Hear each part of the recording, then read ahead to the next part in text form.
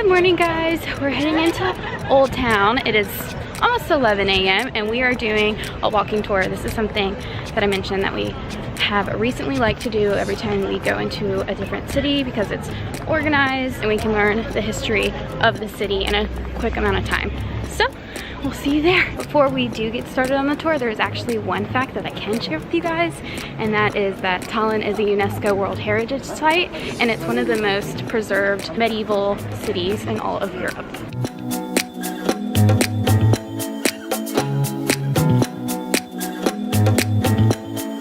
Originally, this city wall runs all the way around the Old Town.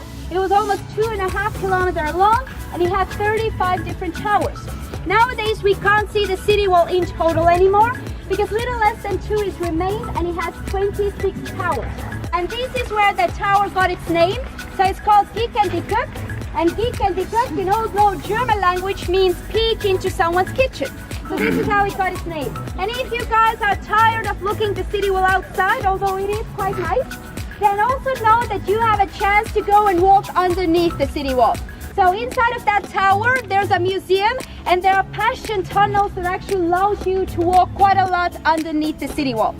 So we're walking through the tower that surrounds Tallinn, and it was first made in the 13th century but finished in the 16th century. And we're right next to a tower called Maiden Tower, and it's called that because they used to put little girls who were forced into marriage that did not want to marry their groom.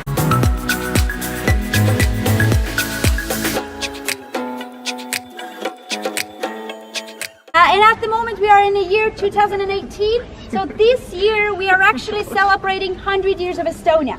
It doesn't matter that we were occupied in between as well, we are still very proudly counting this as 100 years of Estonia. So we found out that the Estonian language has a lot of Finnish and Hungarian influences, and there's so many different vowel sounds that go through it, and it is one of the hardest languages to learn. And our tour guide was giving us some funny words and that had like 4 or 5 different O sounds in it, and it would sound like woo.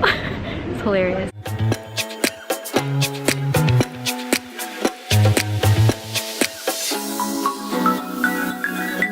We just wrapped up our walking tour. It was excellent, and it is by the company Adventures in Estonia, and it was really funny and really informative. I'm in Town Square right now, and I heard that in the medieval time this was the only place that you could trade, and also it has one of the oldest pharmacies that dates back to the medieval times in the 1400s, and it is still open for business, and they still sell pharmaceuticals there. We're on our way to a restaurant called Farm, which is Estonian food. However, we just learned from our tour guide that Estonian food really isn't a thing because there's so much influence from the Germans and the Russians that really it's just European food.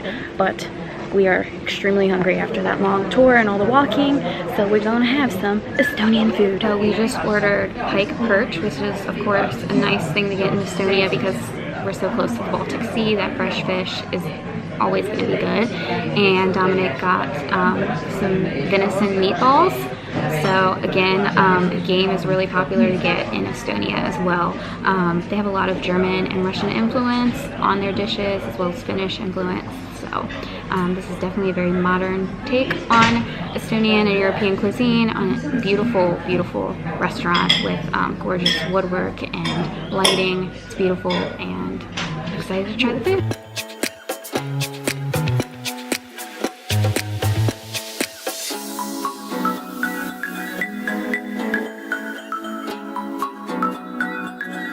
We just finished our meal, and it was so delicious. Yet again, we found another great restaurant here in Tallinn.